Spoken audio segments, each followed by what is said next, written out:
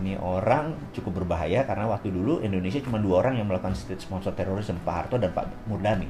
Jadi dia mengawasi saya, istilahnya. Dan saya waktu itu kan tidak bisa, ya karena itu kedekatan kita sama dunia shadow yang saya bilang itu karena beliaulah yang mengajari langsung. Dan hari pertama saya ingat ditanya karena ya, apa tugas intelijen? Gitu, saya bilang. Di akademi kita bilang bahwa intelijen adalah first line of defense. Jadi first line of defense ini pertahanan garda terdepan dari sebuah pertahanan itu adalah intelijen.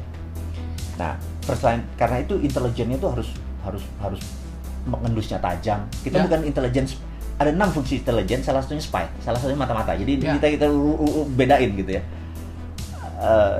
Kemudian saya bilang first line of defense, di mana garda terdepan sebuah pertahanan adalah intelijen. Jadi intelijen itu ibaratnya anjing tuh buas, tajam, bengis. Bahkan sebelum bergerak pun, karena dunia pertahanan adalah eradicate threat. Ini harus dicatat nih, ini sebagai pelajaran aja bahwa tugas pertahanan, tugas militer adalah eradicate threat, meniadakan ancaman.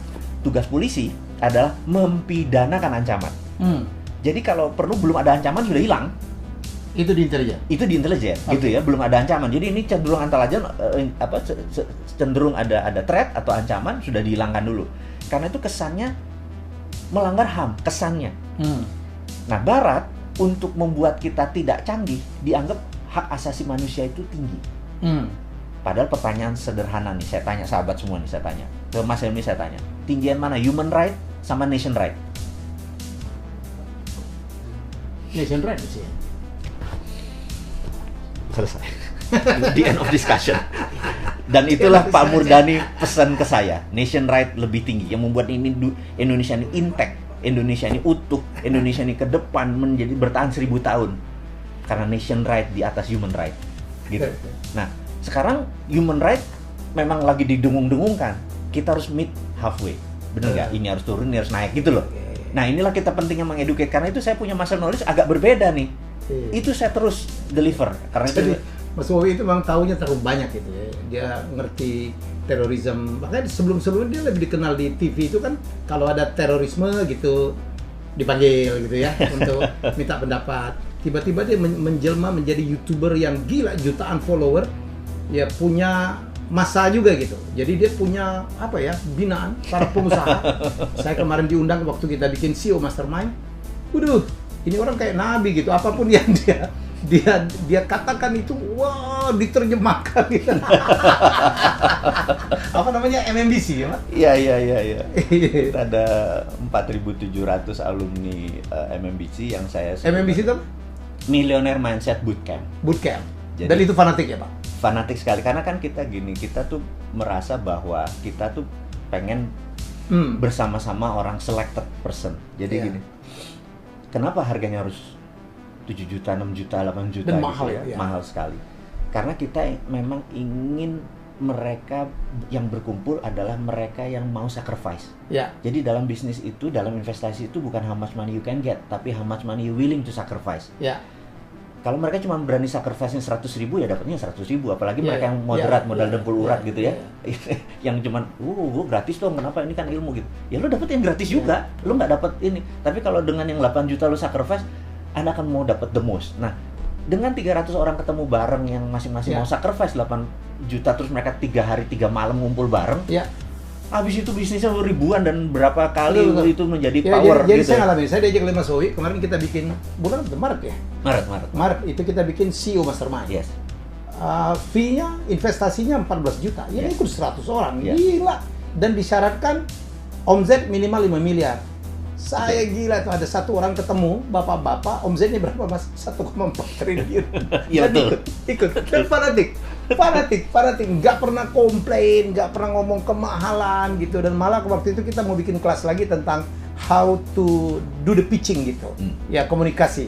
Itu langsung penuh tuh ya. Nah, ini pitching tuh penting sekali karena bagi teman-teman pebisnis, kita tahu dari 1.000 orang hanya 17 orang di Indonesia yang pebisnis.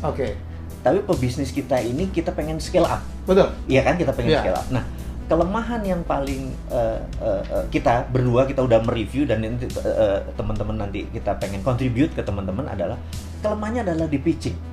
Karena pitching itu harusnya dengan kurang dari 5 menit investor udah dapat aha momennya. gitu kan. Atau bahkan kalau lebih powerful lagi 3 menit.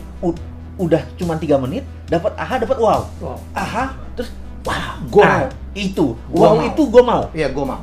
Wow itu gue mau. Nah, kita ini pengen merasa mengusulkan, dan Mas Helmi juga mengusulkan kita gini. Jadi teman-teman, kita akan membuat pitch deck ini menjadi serial workshop. Jadi mungkin ada YouTube-nya, mungkin ada kelasnya gitu ya. Penting sekali karena 3 minutes itu can change your life.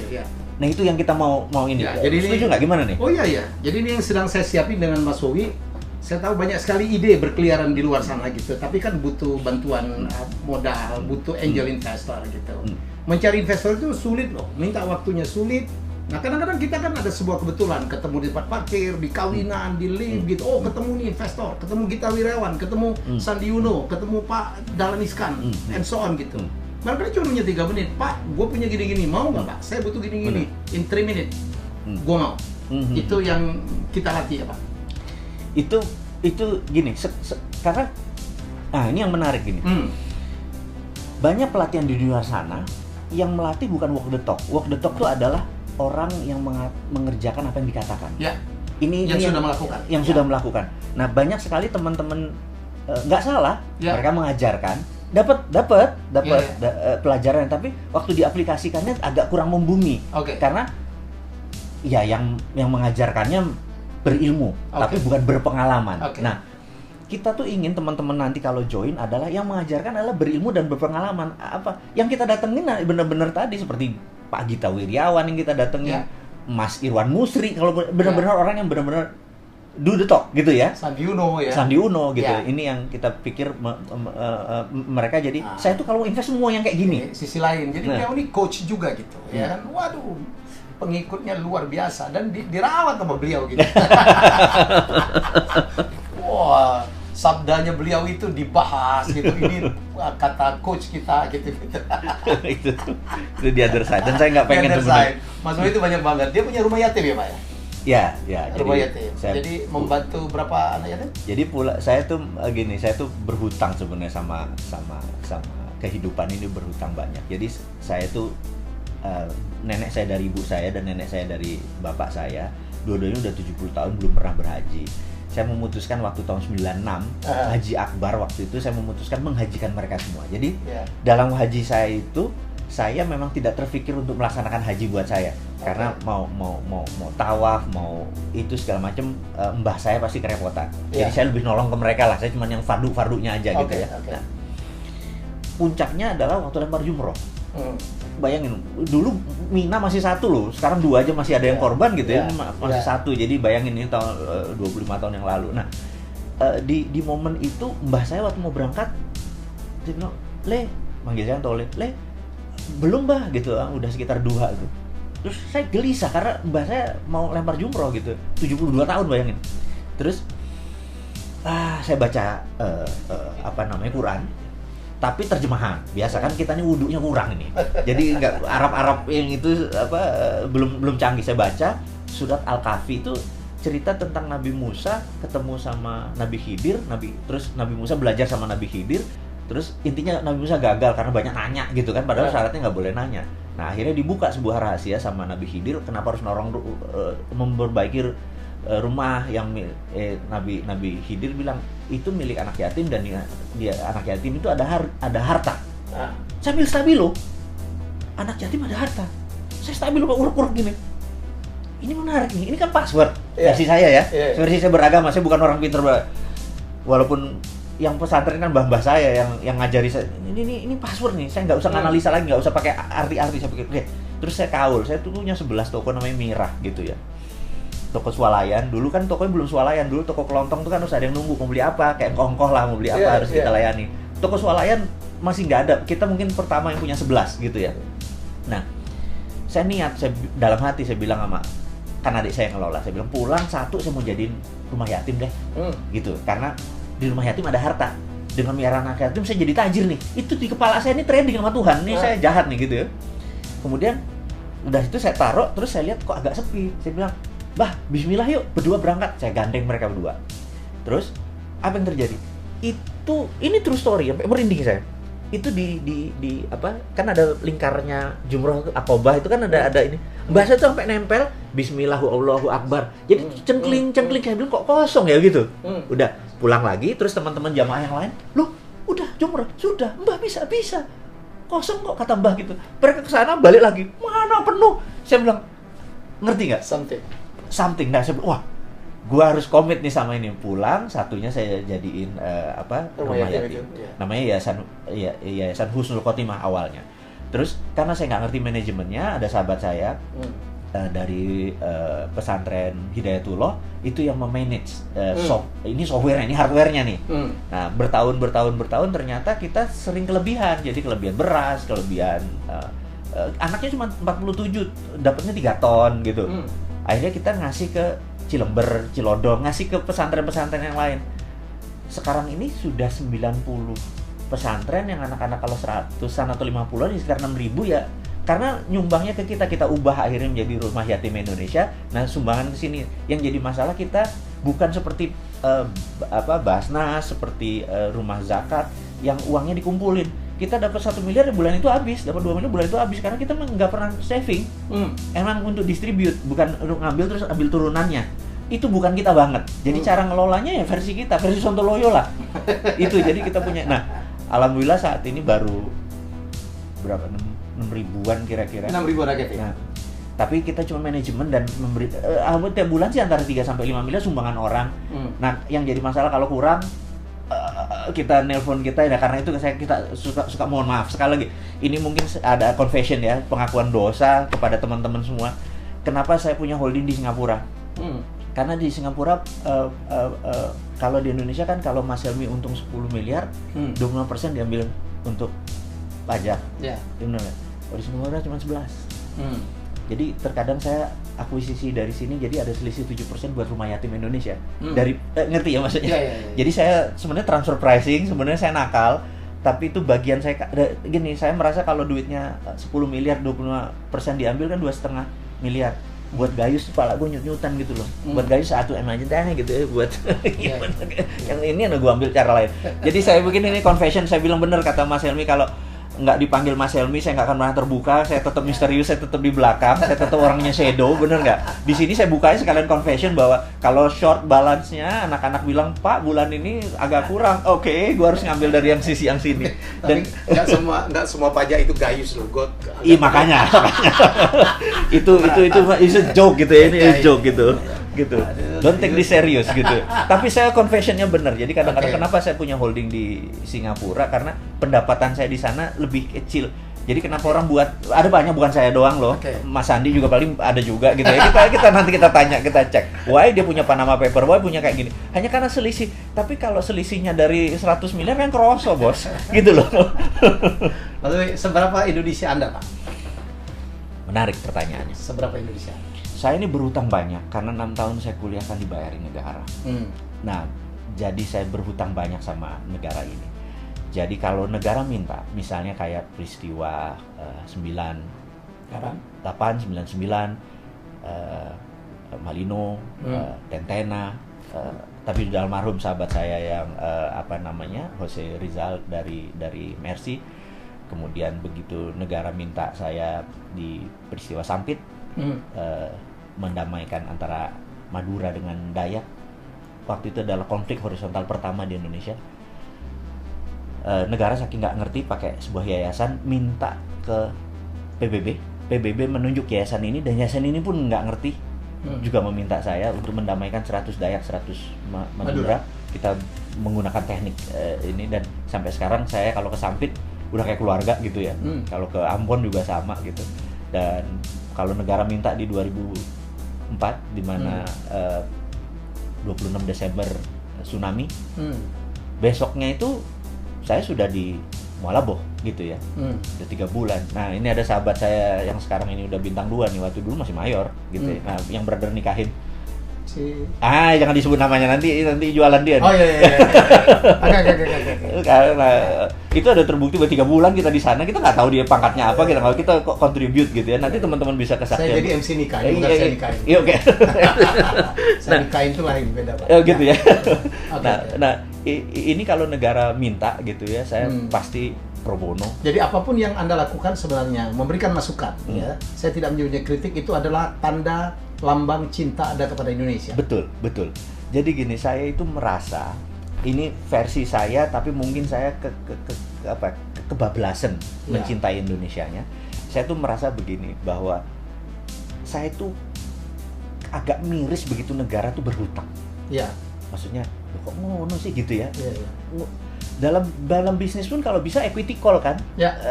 Jangan ada equity gitu dulu dong, jangan debt langsung. Jangan debt gitu loh. Ya. Nah, equity itu artinya kan pakai aset. Nah, saya itu merasa Indonesia itu punya namanya sovereign wealth, kekayaan sovereign wealth. Nah, Aramco itu menginspirasi saya. Saudi itu menginspirasi saya. Jadi gini, Saudi tahu bahwa cadangan gas dan minyak dia cuma ada 40 tahun ke depan. Dan sekali dibuka itu nggak bisa ditutup. Jadi mereka harus keluarin terus. Ini kejadian kenapa harganya murah ya. Nanti saya angkat sampai sana. Apa yang terjadi kalau minyak ini habis? Sementara Saudi ingin 1000 tahun lagi masih ada. Gitu ya. Pelajaran kedua. Ada negara yang namanya Nauru.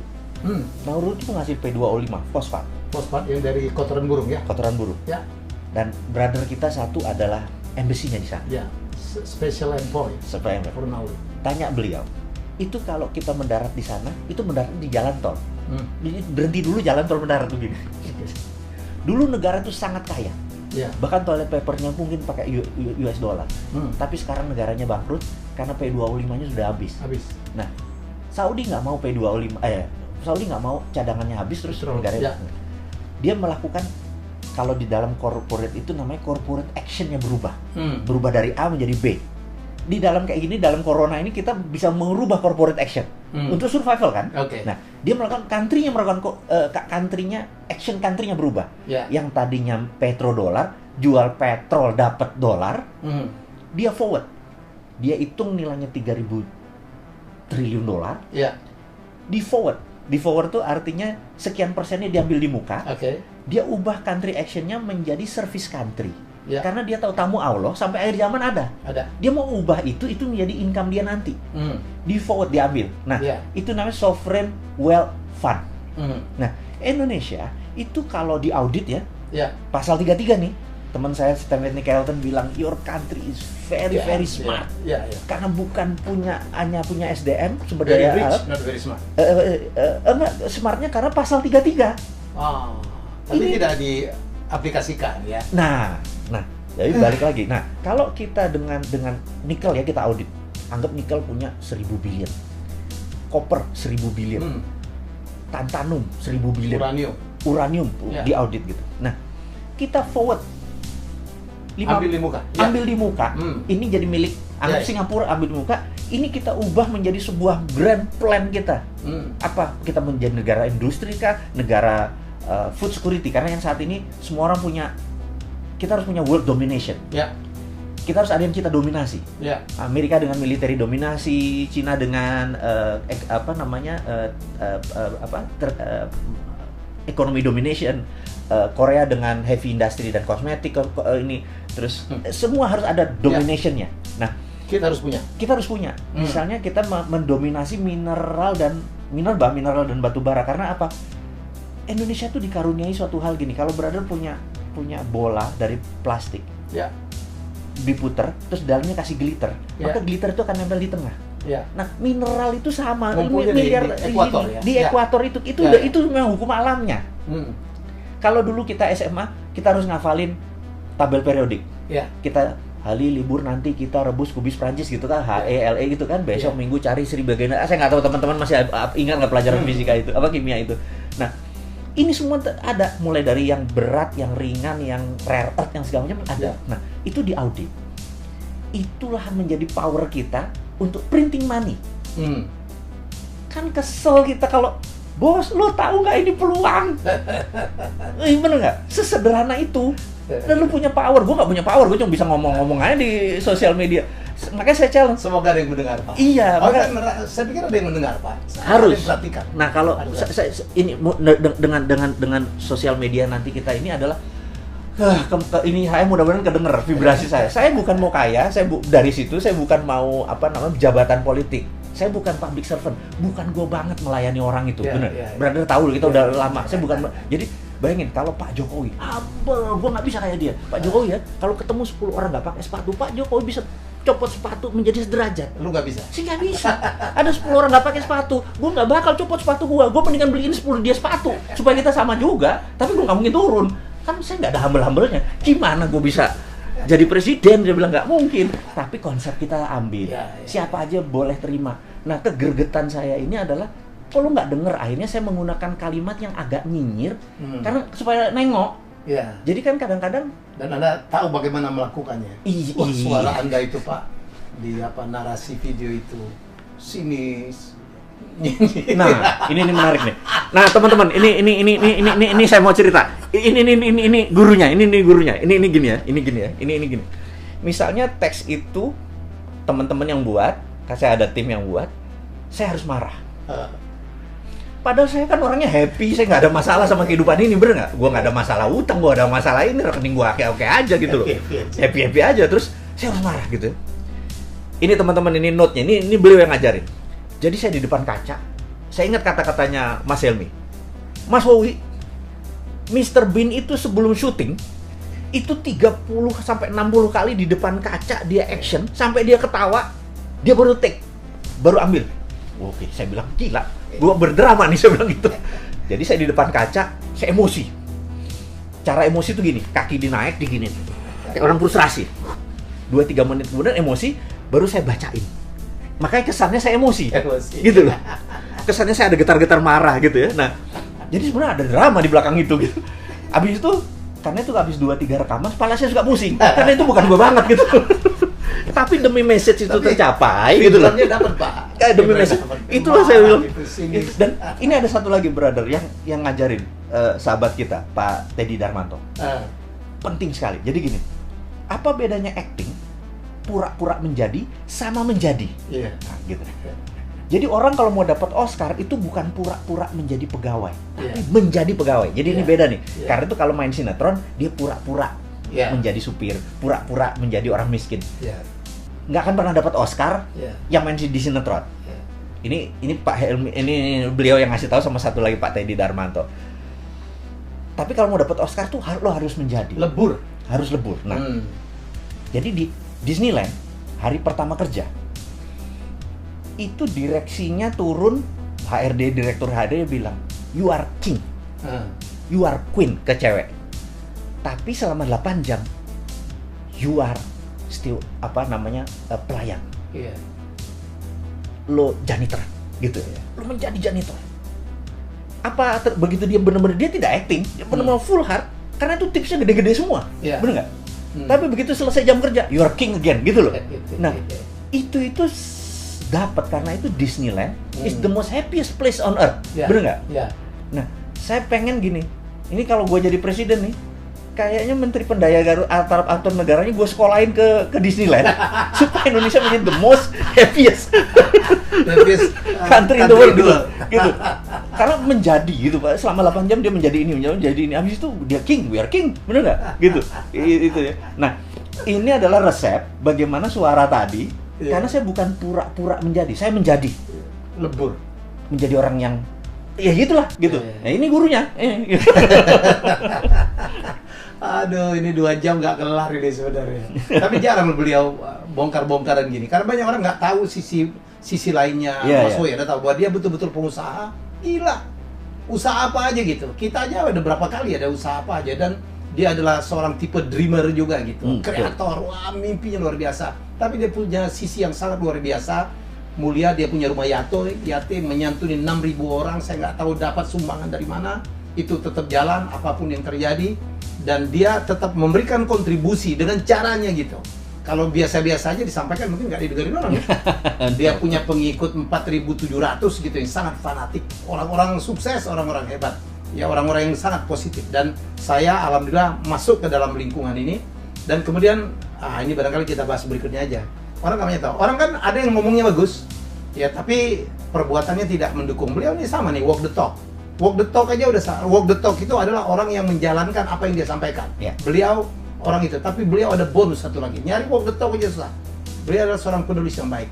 ada penulis nggak bisa menyampaikan, ada orang menyampaikan bagus, beliau penulis yang baik, termasuk nulis novel.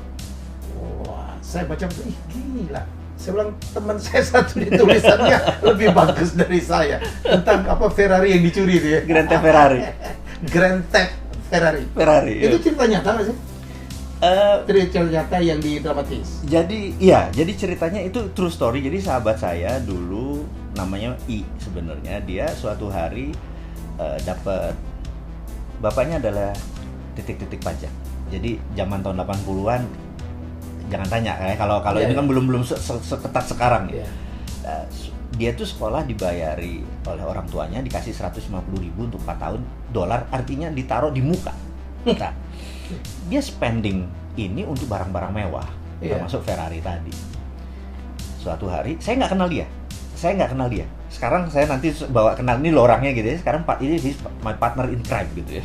Ini true story. Nah, terus saya dari dulu memang di San Francisco di Amerika, karena ikut Permias tuh anak-anak bilang, lu kalau ada problem orang ini aja, ini orang ini problem solver. Ini problem solvernya dalam arti nakal. Ini saya kasih contoh sebelum dia nih. Nah, problem solvernya misalnya gini. Suatu hari saya kedatangan satu anak Cina gitu ya. Saya kalau ngomong bener karena memang rasnya Cina dan orangnya, tapi dia sahabat saya, dia pemilik bank. Dia datang bilang, "Gua El." "Iya, gua tahu. Lu ngapain di sini?" "Bokap gua belum ngirim duit." "Terus lu mau minjem gua duit?" Minjem gua duit?" "Enggak sih. Katanya kalau sama lu ada ide." "Gimana?" "Pacar gua di Oregon. Ulang tahun. Gua nggak ada duit. Lu ada ide nggak?" "Itu versi lu tuh." "Iya, sini kuncinya. Mau diapain?" Jadi saya colong peleknya, saya taruh mobilnya. "Lo asuransi kan?" "Asuransi." Kemudian asuransi kan bayar, terus peleknya saya balikin lagi gitu ya. Jadi dia dapat $2.000 waktu itu, ngakali asuransi. "Wah, thank you ya bro," gitu. Itu kan bajingan sudah. Di Amerika kita punya ilmu kayak gitu. Tapi itu dark side. Sisi lain, the other flip of Mardigu, yang makanya saya bilang wudhu saya nggak pernah penuh gitu ya, dosanya banyak gitu ya. Terus, nah ini juga sama, jadi sudah dari mulut ke mulut kalau ada problem. Nah, tahu ada telepon saya dari Kansas ini, saya bilang, "Oh iya, gua nggak tahu siapa lu," saya bilang kayak, "Nggak, gua ada masalah." "Ya masalah lu jangan kasih ke gua bisa kasih lu $5.000. Oke, saya bilang kalau $5.000 we are talking, dia bilang gitu. Gini, nyokap gua sekarang di LA, 2 minggu lagi ke Kansas. Kalau dia ke Kansas tahu ini barang, dia ngamuk pasti. Terus tolong bawa mobil ini, lu umpetin," kata dia kayak gitu. Dah, saya sering, "Iya, gua kasih lu $5.000. Kansas SF bro, itu kan 4 negara, 4 time zone kan. Amerika kan hampir 6 kan, ini 3 time zone gitu. Wah, 2 hari 2 malam nih. Iya, 2 hari 2 malam nih gitu ya. Terus itu November lagi. Waduh. Udah mau musim dingin kan? 5.000 kurang kali. Tapi gue tambah di tengah-tengah gitu. Oke. Saya panggil teman saya si B ini. "Bro, join apa? Bebelah yuk kita." Oke. Cuman jadi naik pesawat dibayarin sampai sana. Itulah ketemu dia. Bilang, "Ini kunci. Ini fulus. Jalan ke Red Ferrari Testarossa gitu ya." Oh, jalan. Kita ada poin ketemu di Tacoma, saya lupa nama daerahnya. Tacoma ya. 2 jam kira-kira dari Kansas. Kita pakai poin, kling, telepon. "Bos, gue udah di sini." Gitu, ngabarin. "Oh, oke." Klik pas telepon. Dia jawab, "Udah sampai sana." "Oke, you on your own." "Maksud lo apa?" 5 menit yang lalu gue laporin bahwa mobil gue kecolongan. Jadi gue mau ambil asuransinya buat nyokap gue, nanti tanya duitnya mana, bener nggak? "So you're on your own." Hilang. Anjir, gila, kita bawa stolen car. Dan itu belum ada dalam cerita Amerika tahun 88 mencuri mobil mewah. Kansas lo ini, bener nggak? Kita bilang, gila bro, nanti dikejar pakai chopper kita kan. Jadi kita bawa stolen, jadi kita dipaksa jadi penjahat. Self defense kita. Teman saya si B bilang, "Wah gila, ini harus kita ngapain?" I don't know. Terus begitu kita mau jalan, kita tadinya mau terus Boulder ke Dallas, Colorado, terus ambil Utah. Kebaca nih. Kan orang kalau stolen dari tengah, ini Midwest ini. Itu kalau nggak ke Miami, ke California. Iya. Ini kebaca banget gitu loh. Tapi ini tahun 88, nggak kayak sekarang gitu ya. What do we do? Akhirnya kita ke utara ambil, ke Wyoming. Nah, kan utara, Montana, Wyoming. Sepi dong, Bo.